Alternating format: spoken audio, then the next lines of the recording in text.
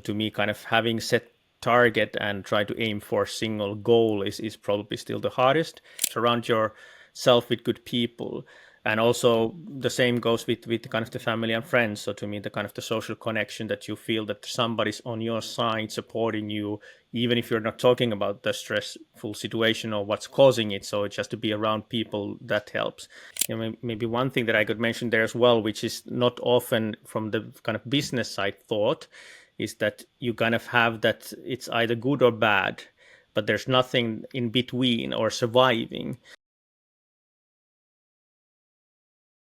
Aslak, what are some of the core lessons that you learned from martial arts that you feel you were able to apply in business and leadership? Well, that's a broad question, Katie, but yeah, I mean, first of all, I mean, martial arts is a lot about discipline, kind of resilience that you need to learn how to develop your own path. But at the same time, you need to reflect a lot. So self-reflection, meditation, being fit is part of that. So I mean today's leaders as well. So the way I see is that it comes from different blocks. So you have maybe a family block, you have your health block, you have your work block, and so on. So kind of building consistently all of them into the right direction, so then you can master yourself. And then we come to the leadership part where you need to be consistent, show up the same way every day, be better, but not to change your direction too quickly. So I mean, in martial arts you talk about do, which is then the life path.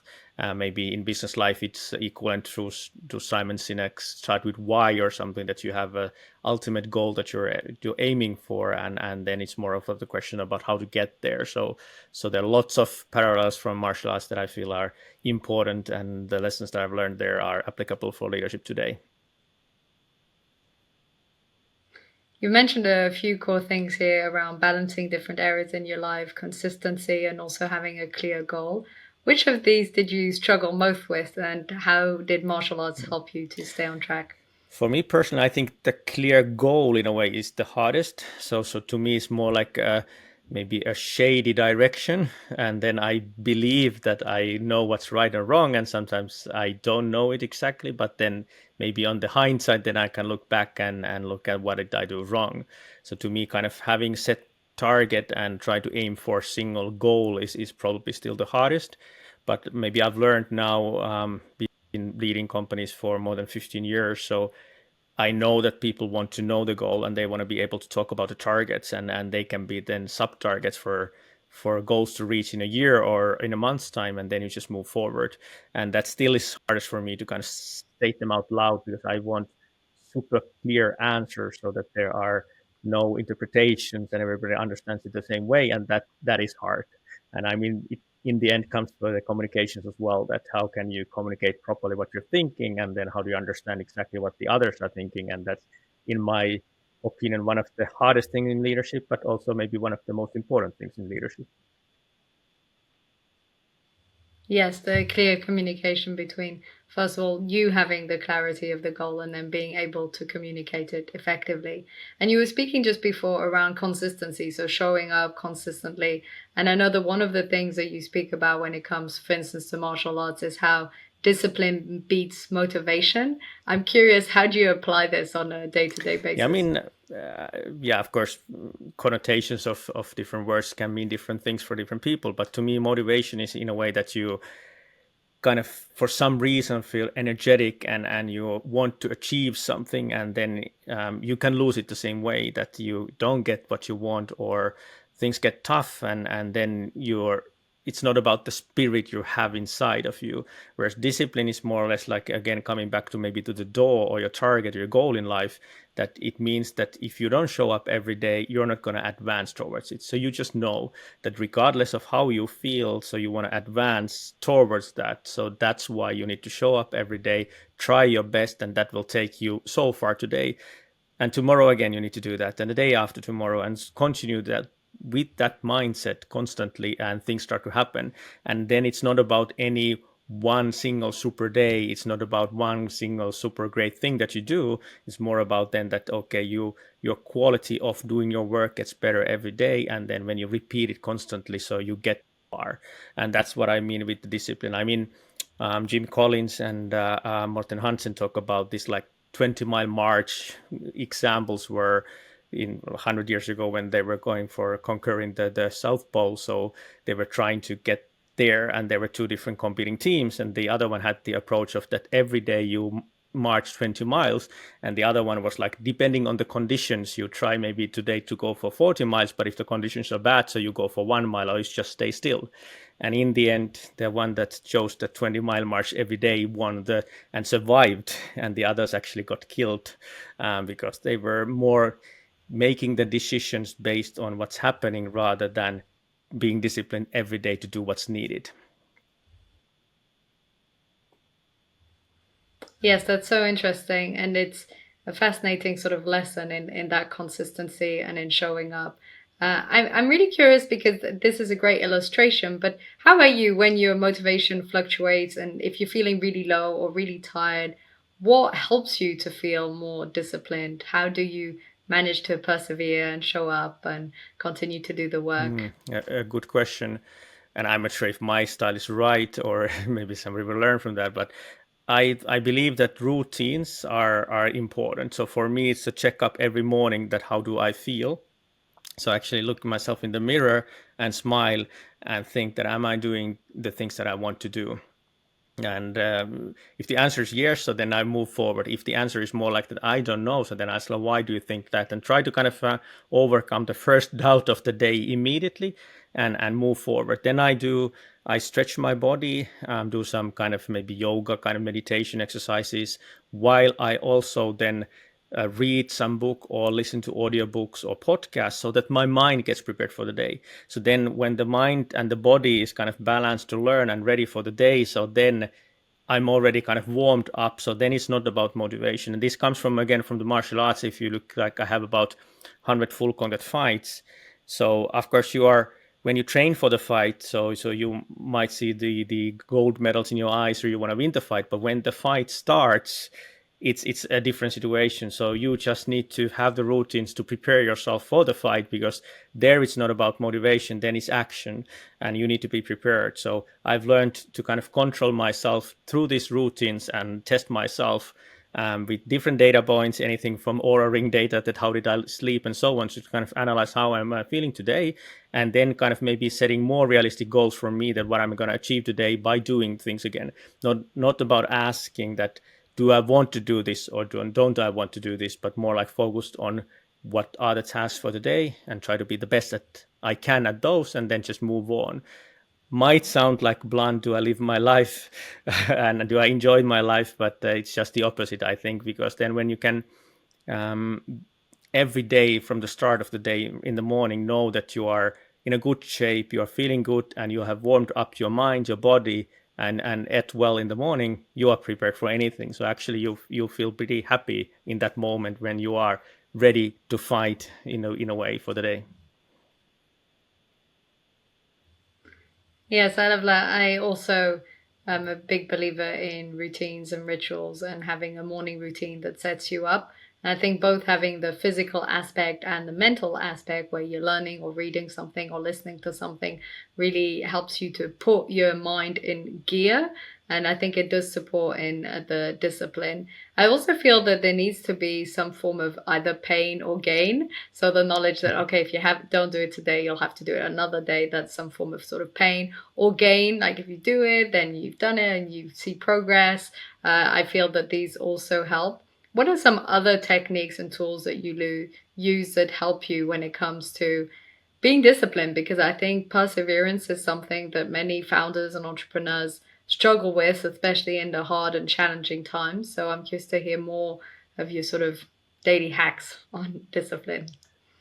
Yeah, sure. So for me personally, I often exercise quite early in the day. So I have two daughters who are figure skaters, so they tend to have their trainings at maybe 2 3 p.m., and they could last for a couple of hours, maybe 2 or 3 hours. So I tend to train myself, skip rope or go for a run or do a gym training or whatever. I try to be close to their training so I can watch them if that's allowed, and so kind of get the exercise early in. And so that also causes me that I cannot work for long hours if I'm at home. When I travel for a business, so then of course it's a different situation. But when I'm at home, and I love working remotely, so I had to finish working quite early in the afternoon. then I get a good break, get the exercise in, and then my brain is fresh again. If it's needed, so I can have other meetings or I can think of different things. And again, while I train, so I might listen to audiobooks, or I have friends or business partners with me, so we can actually talk during the training. So again, with exercise, your brain works better. You can learn more, and you can think through different things while you exercise. So that helps that part as well. The other side then is in the evening that I tend to watch TV with my wife.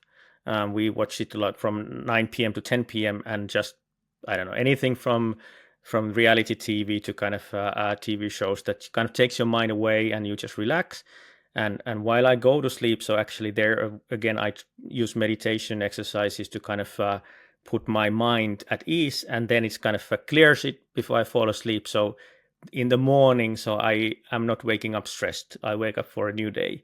And what I've noticed is that many people, they tend to carry the stress over the night, and then you wake up tired, and then again you're maybe carrying the baggage from yesterday's mistakes for tomorrow, rather than kind of starting it fresh, warming up for the day, again the mind and the body, and then you can again tackle the same problems that you had before, same issues, and with a fresh mind. Yes, being able to sort of close the previous day to create that separation so you're not carrying over the stress workload. And you're speaking here a bit about meditation and presence. And I know when I saw you speak at Octave 15, we were both speaking at that conference. I know that you spoke quite a lot around present. Aside from meditation, what supports you to have greater presence and be grounded? Yeah, I'm joking in those speeches that if you're in a full contact fight, so if you're not present, so it's gonna hurt. So you have to be there. The same goes when you're with your family. So you miss the moments that you're not there. Business works the same. So there are sometimes these certain moments where it makes a huge difference that if you're present and really pay attention to, and then you can maybe overcome an obstacle, win a deal, or maybe you notice some cue in a sales meeting where somebody was saying something, and then you can use that and help out to build a better relationship or something.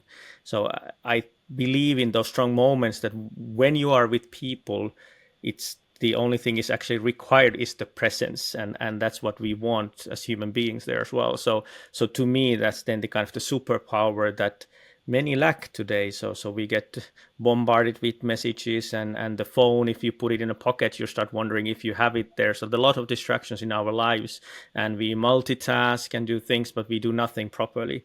And if you really invest your time and focus on some one single thing, and especially when it's human interaction, so I think that pays back way like more. You get gain a lot more than you lost by not paying attention to anything else than that moment. So to me, the presence is all key, and it comes from the martial arts in a way that in a fight you have to be there to find the spot that you will win, or to see the punch that normally you wouldn't see. So you're protecting yourself, and I'm just trying to apply it for leadership and business in general, or human interactions. And have to say that I'm no way perfect. So if you ask my family, my daughters or my wife, so they might sometimes complain that you were not present, but then that's also a good feedback sometimes to hear that even if you're teaching others, so that you're not there yourself. Yes, I think there's maybe no such thing or as perfect presence, and maybe the people who have it, it's only the monks. And you said right now that it's very hard to be very present nowadays with all the notifications and distractions. So, what are some of the things you do when you notice you've been distracted or multitasking to bring yourself back to the present? Well, I mean, it's first is to, of course, acknowledge that that's happening. So that if you don't acknowledge yourself, so it's going to be hard to change that. I mean, to me personally, I think the phone is the worst. So when you start thinking that you have a question or you want to find out something, so you go easily to the phone, you go Google or ChatGPT or whatever tool you go for and ask it, okay, what was that? So kind of when your memory does something that you don't remember, so you ask a device that what was that.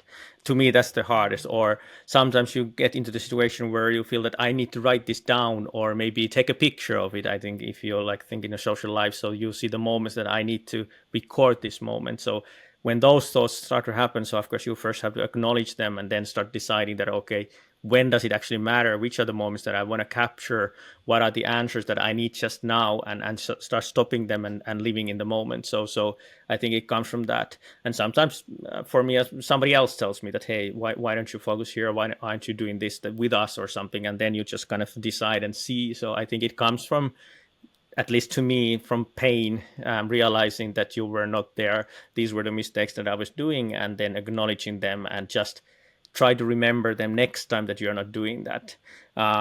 Then there are ways of like when recording a webinar, for instance, that turning your phone off and putting it away, so then it will not bother you. There are no notifications coming. So there are many of these things that we actually know how to hinder these kind of problems that occur with our presence, with especially with devices, but we are not just doing them because we say that it's not a problem.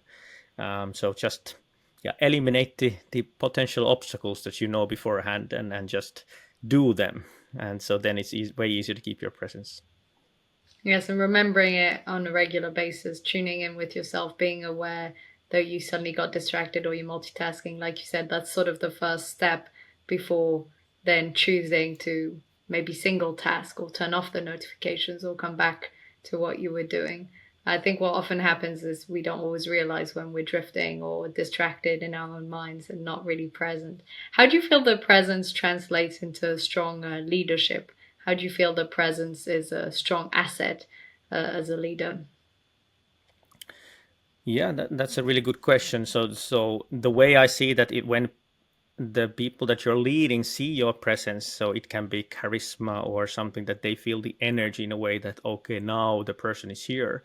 Often it's shown in kind of being calm and maybe wise in a way as well, that you are listening to people and being there in that room or in the meeting where people are talking. So to me, the presence kind of builds the trust and strength in the team, and then the team start to believe in the leader in a way more, that okay, the leader knows what we're doing and they want to be more open, transparent, creates psychological safety. And if you look at from the other side, that if you are not present, if you come to the meeting and you're distracted, you look like you're busy and you look like suddenly you're thinking something else. So the meeting, the general feeling of the meeting is totally different. People will not start talking, they will not ask questions, and they don't believe that the leader will actually have wise thoughts or next steps are thought. So to me, if you look at from the other side as well, so which is often like this kind of yin yang side, so then you start seeing a lot of these things that, okay, presence is actually needed in order to be able to lead people.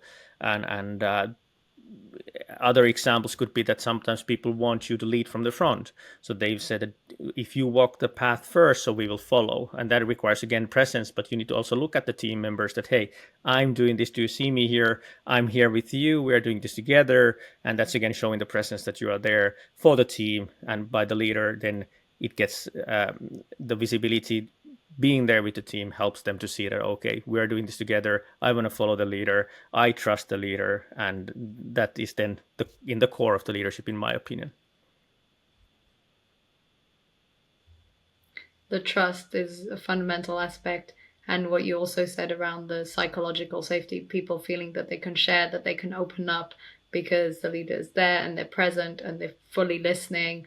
And that means that they can open more. And obviously, this has been proven that psychological safety is the number one factor for high levels of performance.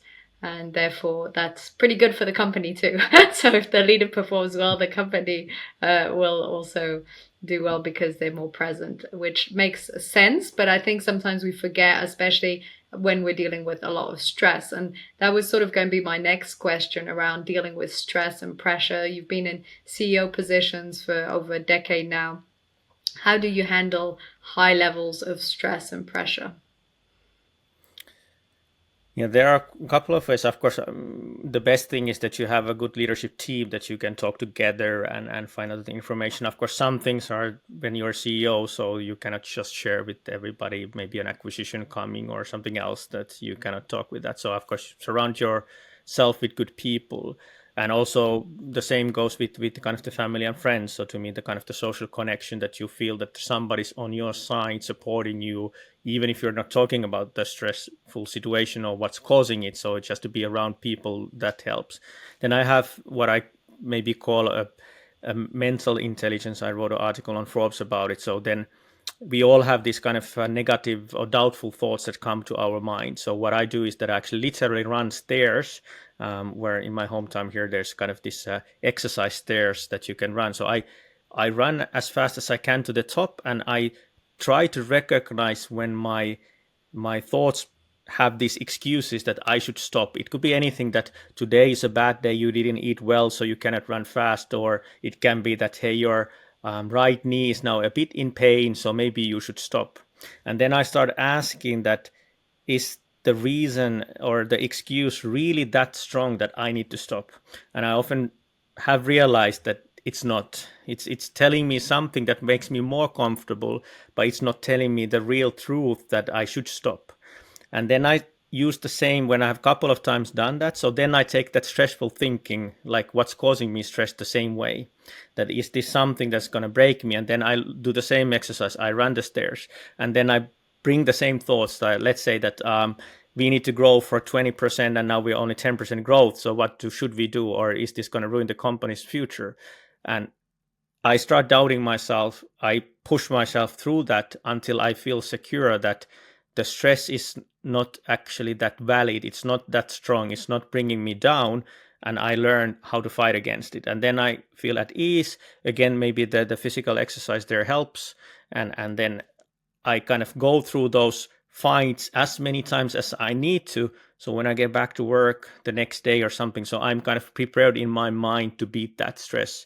And that's how you kind of similarly as you would train for a fight, it comes that you have this self-doubt. You think you're not going to win. You're going to feel that you're going to hurt yourself, maybe injure. The opponent seems so strong and big. So you go through this during the training, before the fight. Prepare yourself, prepare your mind before you enter the ring. So I use the same kind of techniques myself when I'm stressful situation, and just try to get rid of that. And sometimes it's just that somebody else tells you that, hey, you can do it, we trust you, and that helps you through. So I wouldn't forget the kind of the social support that all of us in the end need when we are really vulnerable and have a lot of self-doubt, and we don't see any way out. So it can be anybody who says to you those encouraging words that helps you out. So that often is something that I go for. Even my kids sometimes say that, hey, you can do it. They believe in me, and that gives me the strength to move on. Yes, this is one aspect that I often feel is neglected when it comes to building resilience, is the importance of a social group, a social support. I think very often the image of resilience is you're just strong on your own, making it work, but that's not at all the reality of it. And I also speak quite a lot around this. Very interesting what you were saying right now around stress and managing thoughts, because very often people have the illusion that stress is only external, so it's only the situation or the people.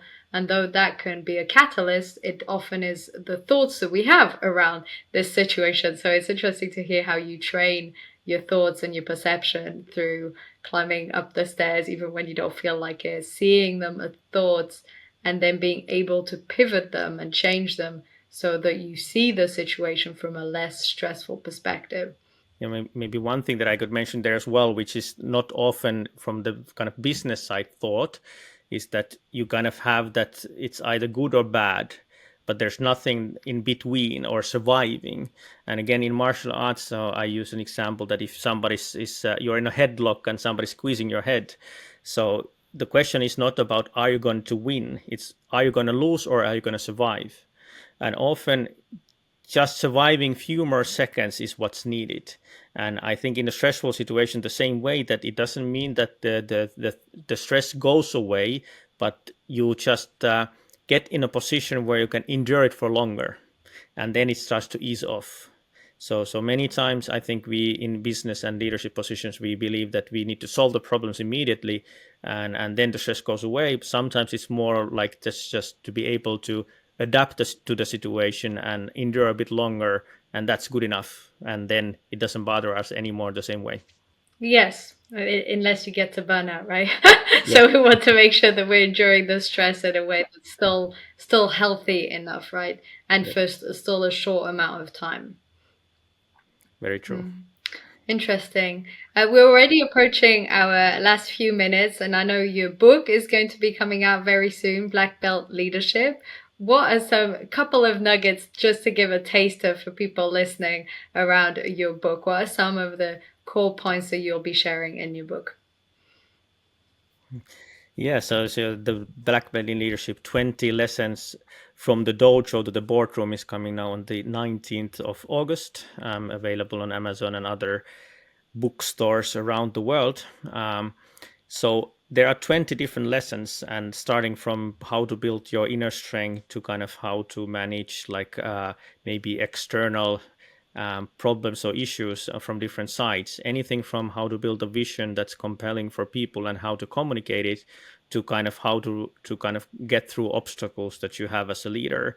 The way I've written it is that it's very personal. So I'm sharing lessons learned from martial arts fights where sometimes I have failed. I've been too afraid to even attack an opponent and losing the fight, and then crying in the locker room because I just couldn't perform because I was afraid. To anything of like how to build the best NPS score that I've got from the team is 78, so it's quite high. So I'm teaching like, okay, how to make the team feel really valued and perform at the best and recommend the place you work, and so kind of really detailed things on those as well from the leadership side. So there are 20 different lessons that combine martial arts learning to leaderships, and there are some other experts that I've talked with who will also share their thinking around it. So yeah, I hope it's a bit different, so that there's no theoretical background to the level that normally leadership books have, but it's more like from personal observations and stories. So it's very personal stories is the core of the book there. I feel that often the best lessons that we have are from personal experience, and that the stories and the personal investment and experience that we have worthy a lot more than just some theoretical knowledge or framework. I think it's the reality and comes through the experience. Yeah, I agree. Yeah, I thought to write in a way that I would want to read it. So let's see how it resonates with the others. Yes. Amazing. Well, thank you so much, Aslak. This has been absolutely fascinating. Everything from discipline and leadership and presence, and also what you learned from martial arts. So, thank you so much for joining the show. What would you like to leave the listeners with? Well, thank you, Katie, for having me here. It's been an honor and pleasure. I mean, I always say in my own podcast that let's unlock the black belt in leadership within us. So let's keep on developing and try to kind of be still smiling. So enjoy the life while we become better. Amazing. Thank you so much.